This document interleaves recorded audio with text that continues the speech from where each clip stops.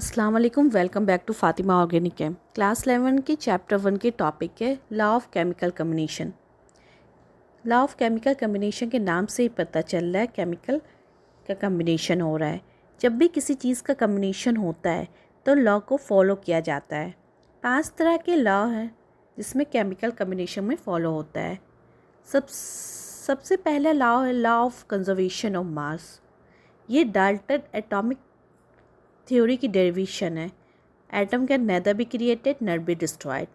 दूसरा लॉ है law of definite proportion. तीसरा लॉ है लॉ ऑफ मल्टीपल प्रोपोर्शन।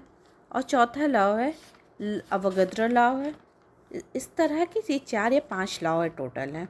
और गैस के लसाक लॉ ऑफ गैसियस वॉल्यूम्स हैं। आज की टॉपिक आपकी है law of conservation of mass. पहली टॉपिक है, ठीक है। Law of conservation of mass किसे कहते हैं? सबसे पहला ये लॉ कहता है मास कैन नेदर बी क्रिएटेड नर बी डिस्ट्रॉयड। कोई भी रिएक्शन हो रहा है उसको होने दो, लेकिन रिएक्शन के बाद जो टोटल मास है रिएक्टेंट के, पहले जो रिएक्टेंट में मास है वही टोटल मास आपको प्रोडक्ट में मिलेगा। मीन्स दोनों का रिएक्टेंट का मास और प्रोडक्ट का मास बिल्कुल सेम होगा। न मास क्रिएट होगा न मास डिस्ट्रॉयड होगा। अराउंड 1718 के आसपास लेविजियर एक साइंटिस्ट है। उन्होंने लॉ दिया था। बहुत सारे एक्सपेरिमेंट परफॉर्म किए थे। हर रिएक्शन में नोट करते थे रिएक्टेंट और प्रोडक्ट उसके साथ क्या क्या हो रहा है, इसके मास के साथ क्या क्या हो रहा है। सब ऑब्जर्व करने के बाद उन्होंने कैलकुलेट किया जो टोटल मास है before and after the reaction should remain constant. यहाँ पे एक एग्जांपल के थ्रू आप समझे। मीथेन जब ऑक्सीजन से रिएक्ट करता है तब कार्बन डाइऑक्साइड और वाटर बनता है, ठीक है। मीथेन 16 ग्राम है और ऑक्सीजन यहाँ पे 2 × 32 ग्राम है। ये रिएक्टेंट है। अब देखिए प्रोडक्ट में देखिए, ये कार्बन डाइऑक्साइड बन रहा है, वाटर। कार्बन डाइऑक्साइड कितना 44 ग्राम है, वाटर 18 × 2 मीन 36 ग्राम। अब आप यहाँ पे देखें, अगर आप टोटल मास देखें यहाँ मीथेन का और ऑक्सीजन दोनों कैलकुलेट करके 80 ग्राम आ रहा है लेफ्ट हैंड साइड, मतलब रिएक्टेंट में। Right hand side means product में 44 gram plus 36 is equal to 80 gram. तो जितना रिएक्टेंट में मास 80 ग्राम उतने ही प्रोडक्ट में मास 80 ग्राम है। इसलिए law of conservation of mass इसे कहते हैं, ठीक है।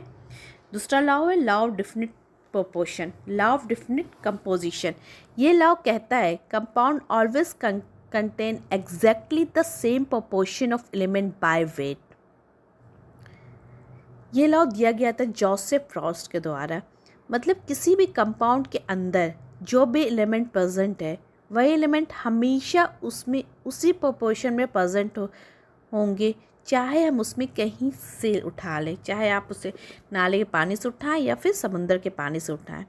जैसे आप एग्जांपल ले लें यहाँ पे वाटर का। वाटर के अंदर हाइड्रोजन ऑक्सीजन होता है। हाइड्रोजन ऑक्सीजन जिस प्रोपोर्शन में वाटर के अंदर है, चाहे हम उसको कहीं से ले लें, आपका दिल चाहे तो आप कहीं अपने बकेट से ले लें या फिर उसको आप जाके समुंदर से लें, रेशियो जो होगा वो फिक्स्ड होगा। जितना हाइड्रोजन का है और ऑक्सीजन का रेशियो फिक्स्ड होगा। ये लॉ दिया था एक केमिस्ट ने जिनका नाम था जोसेफ ब्रॉस्ट ने। उन्होंने क्यूप्रिक कार्बोनेट CO3 के 2 सैंपल लिया था।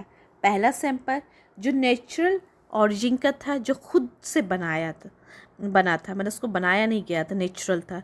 दूसरा सैंपल जो सिंथेटिक ऑरिजिन का था, जिसे बनाया था उन्होंने देखा दोनों ही सैंपल में percentage of carbon, percentage of oxygen बिल्कुल सेम था। इसलिए इन्होंने कहा था इसे डिफिनिट लॉ ऑफ प्रोपोर्शन। इसलिए इसका नाम डिफिनिट लॉ ऑफ प्रोपोर्शन रखा गया था कि परसेंटेज ऑफ जो कार्बन था उतने ही परसेंटेज ऑफ ऑक्सीजन था। जैसे आप यहाँ पे देख लें, लैक से ले, ओशन से ले, लेबोरेटरी से ले, तो बाय वेट जो होता है हाइड्रोजन जो 11.11% ही हमेशा होगा और ऑक्सीजन जो होगा वो 88.89% होगा। जैसे उन्होंने कार्बोनेट का किया, बहुत से एक्सपेरिमेंट किया।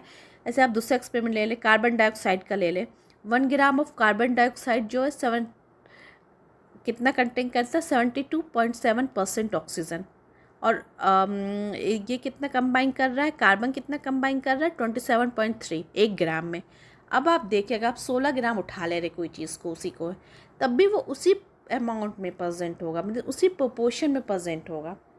72.7% वही है, ऑक्सीजन प्रेजेंट है, और 27.3 कार्बन प्रेजेंट है। ऐसे 1 ग्राम कार्बन मोनोऑक्साइड को देख लें, और वही आप कई ग्राम भी कार्बन मोनोऑक्साइड उठा लें, सेम प्रोपोर्शन में प्रेजेंट होगा। Thanks for watching. अगर आपको कोई भी डाउट है please ask in comment section. अब जो